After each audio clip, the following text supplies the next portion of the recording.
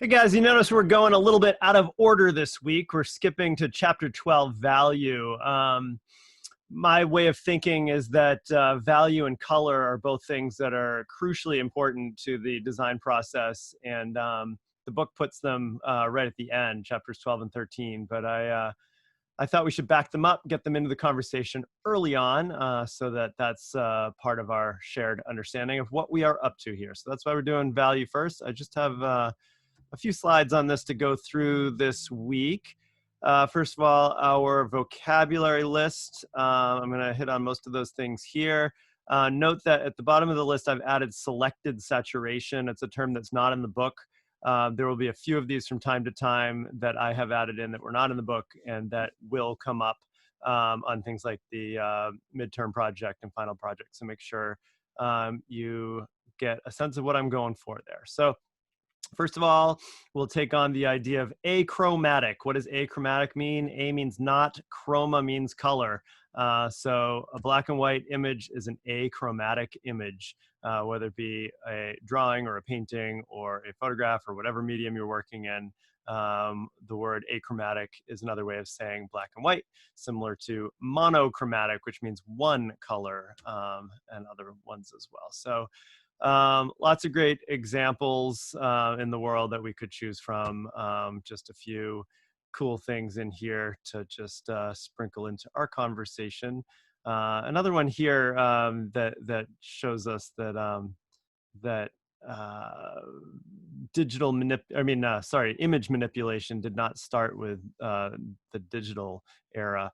Long before Photoshop, artists were doing weird and wild things with photography like this one. So contrast is probably the biggest thing of note when we're talking about achromatic or black and white images. The idea of the relationship between light and dark. So here's a band representing simultaneous contrast here. Kind of a hard image to take in optically, because what we're actually seeing is in the center, that band is one color. It's just superimposed over a spectrum behind it of dark to light, and it makes the band in front appear to change from light to dark as we read it from left to right. So what this is doing, it's an optical illusion, but what it does is it reminds us that our eye adjusts, and we our eye takes note of difference, of contrast. So when you see a color that is relatively light compared to something that is relatively dark, it makes this look lighter, it makes that look darker. Over here, this ends up, being a high contrast here. This looks darker, this looks lighter, and in the middle, they sort of fade to the same. So those terms are essential to wrap your head around. High contrast and low contrast. High contrast is anything that is really bold and really sets itself off against something else, and low contrast are a series of tones that are similar in nature. Oh, here's another sort of optical illusion kind of thing, where we can realize that something that represents light and something that represents dark can actually be the same tone. The top of this form and the bottom, those colors are the same, even though this represents maybe something that is darker, that has light bouncing off of it, and this is something that is lighter, that drops into shadow. So just because something is light or dark on its own doesn't mean that it's going to retain its lightness or darkness when light and shadow come into play. And that's really something important, especially for anybody interested in drawing and painting, to really take on, wrap your head around that and work on kind of getting past what you think might be the right way to do something, and trust your eyes. So things that are high contrast, just got some good examples of high contrast artworks here. Rene Magritte's painting Empire of Light creates an interesting narrative here, where it sort of reverses our expectations. You see this great contrast of the trees against the sky, and it sort of reads as right, as true, but then we realize that the scene down below is nighttime and the scene up above is daytime. This painting by Jamie Wyeth of the vultures, we've already talked about we've already talked about positive and negative shapes and that sort of thing, and that's something that he's manipulating here, getting this high contrast between the dark of the birds and the light of the sky, and creating these wonderful shapes that just pop. A landscape painting by Dabunet that really has a lot. You know, there's things going on in here. There's detail in the foreground. There's detail in the background, but it's also almost a black. You know, this could be reduced to just black and white, and it would still be a fairly interesting image. Although you'd probably lose the figure sitting on the hillside over there. This part of the painting, low contrast. But the painting in general has a high contrast thing going on. This photograph here by Paul Strand, another one that sort of depends on the pop of high contrast to make it kind of stand out. And this painting by William Nicholson, creating this wonderful negative shape cutout of the laces and the boots, the dark form against the light background. So we will contrast those high contrast examples with these low contrast examples. So sometimes it's interesting to be a little bit more mysterious, or just have a little less, have the image jump out at you less. And so this photograph by Steichen it's a photograph of a sculpture by Rodin, a sculpture of the writer Balzac, and there's the contrast here. It's the highest contrast in the whole picture, but it's still fairly low in general. This sort of bleached out midday foggy light in this Monet image would be another low contrast image.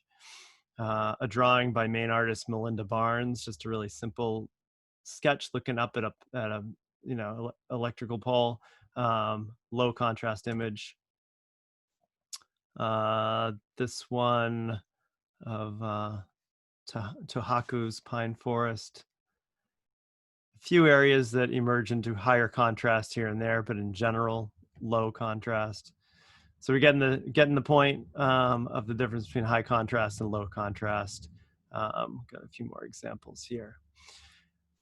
The concept I'm interjecting here is selected saturation, which is the idea of that you're doing a black and white image, but you might give just a little splash of one color to some small element of the image. It's a fun thing to do, and I think I've put it on our midterm as one of the color scheme possibilities, which would mean basically you're doing a black and white image, but you might just choose to put a little ding of color to draw some attention to one area as separate from something else. I include these couple of images by Banksy that have bits of red that seem to be important to the overall artwork, but otherwise the thing is done in black and white. So value emphasis, we're talking about high and low contrast, but basically value emphasis is when you're using heightened contrast in certain areas to call attention to certain spots. So like in that photograph of the sculpture by Rodin that we saw a minute ago, the highest contrast that existed was around the sculpture, and it drew our attention there. And this one in Monet's Impression Sunrise, the painting that gave Impressionism its name, our eyes go instantly to the sun, and then we go to the boats. And those are really the only things that have any amount of heightened contrast, against this much lower contrast scene all around. Wonderful painting here by Barclay Hendricks, in which there's a lot of high contrast in the area around the face and chest, and you almost have to strain your eyes to see that the rest of the body is actually painted in, and that the man's wearing a white suit against a white background. So high and low contrast together, but the value emphasis is about this idea that our eye is being drawn to that area that he's directing our eye to. And I would ask you, in looking at another Monet painting here, where does your eye go? Where do your eyes, kind of lead to immediately in this painting? And I think most of you will find that for some reason you find yourself drawn to the bird right here. If that's not true, if your eyes went somewhere else, let me know. But if your eyes went straight to that bird, I think I know why. And it would be that there's a lot of light and dark throughout this image. There's kind of sprinkling of different levels of contrast throughout the picture. But right over here, where the bird is, the color of the bird, the magpie, is just slightly darker than any other dark anywhere else in the whole painting. And also the light that's hitting the snow right around here is as bright as it gets anywhere else in the whole painting. So you've got your lightest and darkest tone right near each other, and that's going to bring your eye right to there. Even though, you know, over here there's a fair amount of contrast, and here there's a fair amount of contrast, you'll notice that these darks are silhouetted against a darker tone in the I mean, not silhouetted, but contrasted against a darker tone in the snow. Here and here you don't have the pure white that the magpie has. So a really brilliant manipulation of contrast throughout the composition that Monet can really bring our eye right to where he wants us to look. Got some of the same stuff going on here in Andrew Wyeth's Night Hauling. Nicholson's The Luster Bowl with Green Peas. Another one where how does it look like there's actual real light actually bouncing off a silver bowl? Well, he does it because he's just controlling the fact that this is the brightest, whitest, these tones right here are the brightest, whitest tones in the whole picture, contrasted against pitch black. And in order to keep that as the thing that really jumps out at us, he's painted the tablecloth down here, which we might think of as a white or like pale gray colored tablecloth. It's actually kind of a mid-tone gray. So the whole painting is painted in mostly darker tones, but he's just reserved just a little bit for those zings of light to make those jump out at us and to really create that metallic effect in here. And if you can find ways to reserve certain values, then you can really use them to your advantage. Fancy Italian word here, chiaroscuro. Some of you may have come across this before. It's basically two Italian words smushed together. Chiaro meaning light and scuro meaning dark. Light dark is the word.